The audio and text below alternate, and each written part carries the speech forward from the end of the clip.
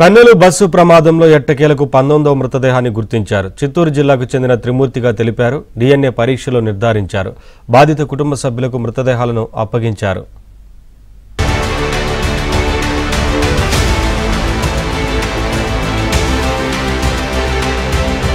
Bus ప్రమాదంలో సజీవ దహనమైన ప్రయాణికుల మృతదేహాలను DNA ఆధారంగా 18 మృతదేహాల్ని కుటుంబ సభ్యులకు అప్పగించారు.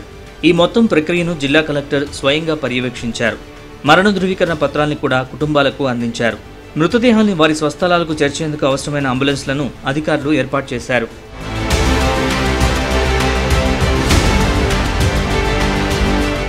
ప్రమాదంలో ట్రావెల్స్ బస్సులోని ప్రయాణికుల్లో మొత్తం 19 మంది సజీవ దహనమయ్యారు. అయితే 18 మృతదేహాల్ని కుటుంబ సభ్యులకు ఇచ్చిన అధికారులు 19వ మృతదేహం గుర్తింపు ప్రక్రియ కొనసాగుతున్న తరుణంలో తమ తండ్రి కనిపించడం లేదని ఓ వ్యక్తి వచ్చాడు.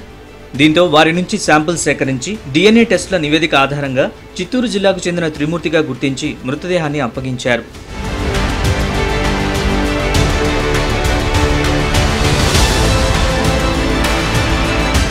ప్రమాదానికి గల కారణాలపై నెలకొన్న అనుమానాలపై ఎస్పీ విక్రాంత్ పాటిల్ స్పందించారు.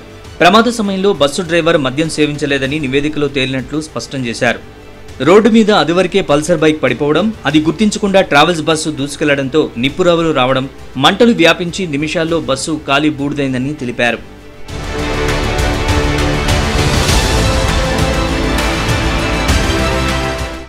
కర్నూలు బస్సు ప్రమాద ఘటన విషయంలో మరో ట్విస్ట్ వెలుగు చూసింది. ఉలిందకొండ పిఎస్లో మరో కేసు నమోదైంది.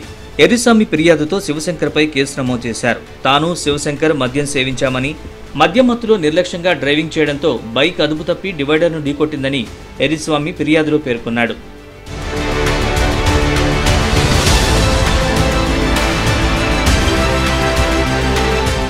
బస్సు ప్రమాద ఘటనపై డ్రైవర్తో పాటు యజమానిపై 2 సెక్షన్ల కింద కేసు నమోదు చేశారు. రమేష్ అనే ప్రయాణికుడిచ్చిన ఫిర్యాదు మేరకు A1గా డ్రైవర్, A2గా ట్రావెల్స్ యజమానిపై వివిధ సెక్షన్ల కింద కేసు నమోదైంది.